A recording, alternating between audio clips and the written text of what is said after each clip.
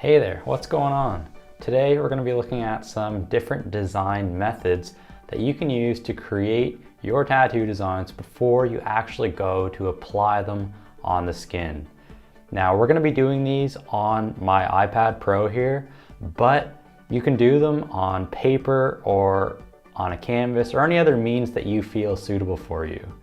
I want to emphasize that we're looking at different ways of creating our designs, of transforming the ideas into something tangible that we can show our clients before we actually tattoo them on their skin. Even though we're going to be looking at a few different methods, I want to say that there's no right or wrong way to go about this. The purpose is to experiment. This is your design time. This is the time to be experimental with your work. It's the time to try things out, to make mistakes, to map out a plan of your tattoo when it's not in a permanent stage, when there's no risk that's involved. You don't want to be guessing when you're tattooing somebody, so you want to make sure you have things properly mapped out and clarified before you actually move into the permanent state. This time is the time to do that. So what we're doing is we're creating a type of pre-tattoo workflow that we can use to translate ideas into tangible material that we then present to our clients. And ideally we want this workflow to be as easy and fluid as possible, because when you're under the clock, you have the pressure of a client coming in that you have to have a design ready for. You want to have a method that works for you that you can rely on consistently to bring in results. So starting to develop a workflow is a really important practice. We're looking at a couple different methods of developing this workflow, and I really want to encourage you to experiment and explore here. This is the time to make mistakes. This is the time to screw around and to play with ideas and to start to consider what works and what doesn't work before you're working in the permanent medium. Now, a lot of people tend to say that they can't draw and that's why they could never be a great tattooer. But I want to tell you, you don't have to be able to draw to be a great tattoo artist, because a lot of the time you're not even drawing anything. There's a lot of quick tricks and hacks that you can use to create tattoo designs where you're not actually relying on your drawing skills. Now, regardless of whether or not you consider yourself to be good at drawing, it will be beneficial for you to practice drawing, even if you think you suck at it, because the only way to get better is to practice. The first method we're going to look at, it is a drawing method. So this is a workflow that you can use to develop your tattoo ideas using drawing skills. But there's a bit of a trick to it, and I'm going to show you that right now. I'm in Procreate, and as you can see, we've got a lotus up on screen. Today we're going to be drawing this lotus using our drawing skills. What we're going to do is we're going to start roughing things in with our yellow, and then refine it with our orange, and then refine it even more with our red, and then our final version is going to be done in purple. You don't have to have a digital tablet to do this. Just grab some pencils and some paper and it will work perfectly. I've got my yellow and my pencil, and I'm just going to start by roughing in my shapes. Just getting a really nice loose general map for what kind of shape I want this flower to have. I'm not worried about making anything that actually looks like the lotus at this point. This is just screwing around, making a whole bunch of mistakes that I'm then going to correct with my next layers.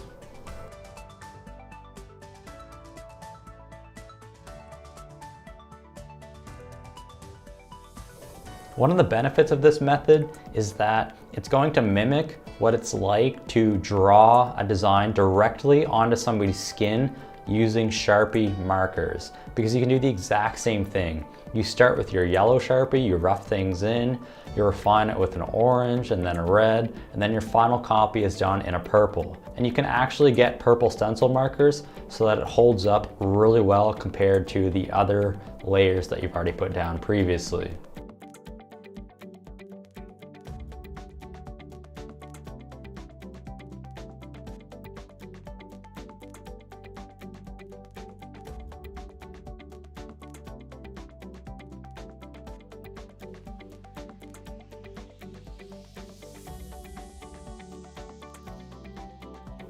So look at that, my yellow layer is done and it really just looks like a big giant mess. But that's okay, because that's what it's supposed to be right now.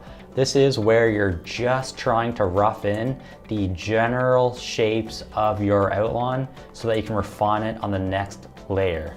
Let's do that right now. Picking up my orange or my orange pencil if I'm working on paper. And I'm gonna go a little bit slower this time, just starting to pay a little bit more attention to the actual shapes.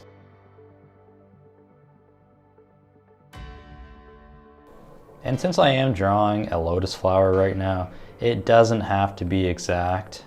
I can really get away with quite a variation in the petals. It's not like something where it's a face and it has to be so obsessively precise. Another really important key to consider when you're doing this is do not erase anything. When you're working on the skin in Sharpies, you can't erase stuff very easily. You can definitely alcohol it off and restart, but it's really gonna make a mess to try and erase stuff. So that's the point of this layering process, is to get us used to putting marks down on the canvas without needing to be correcting them all the time. We just correct them on our next layer if we need to.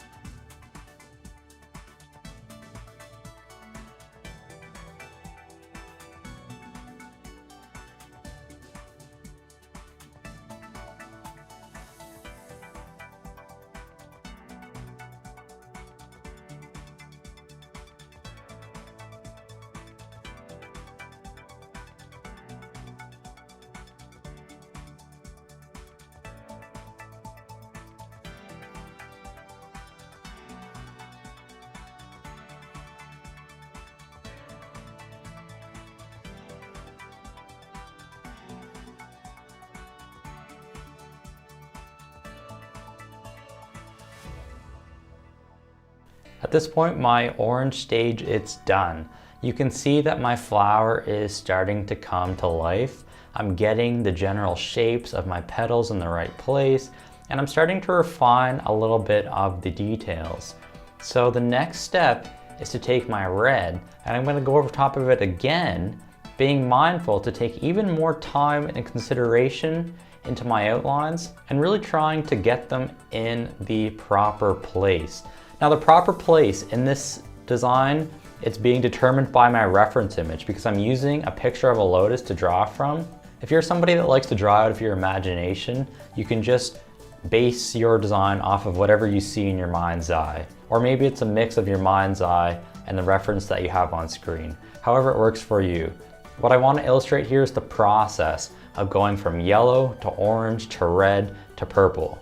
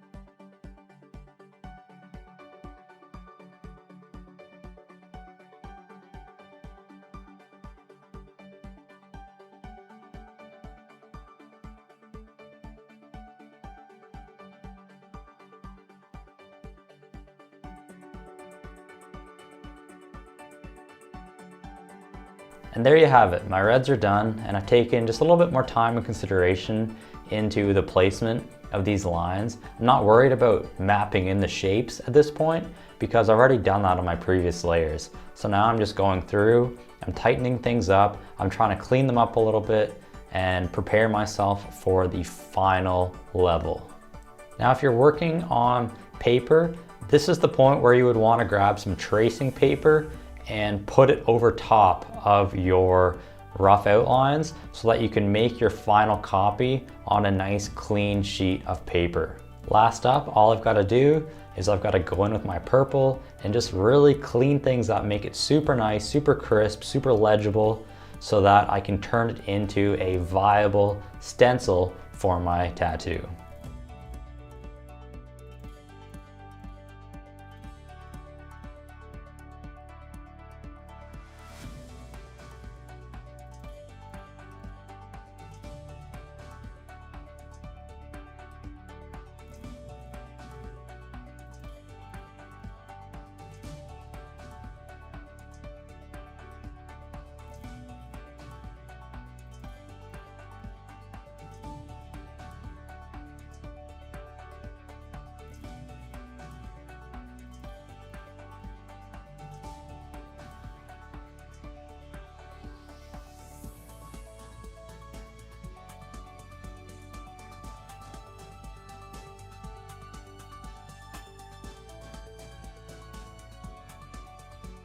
Purple's all done. You can see I've really cleaned things up now, and I just have a nice crisp purple line. But the purpose has really been to illustrate the process of going from a rough stage to a refined stage without using any type of correction or erasing tools.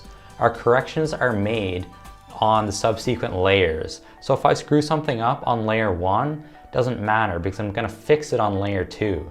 This is gonna get you used to the idea that you can't erase your work, and this is exactly what it's gonna be like if you're working on somebody's skin with markers, creating a design that would be called drawn on or freehand.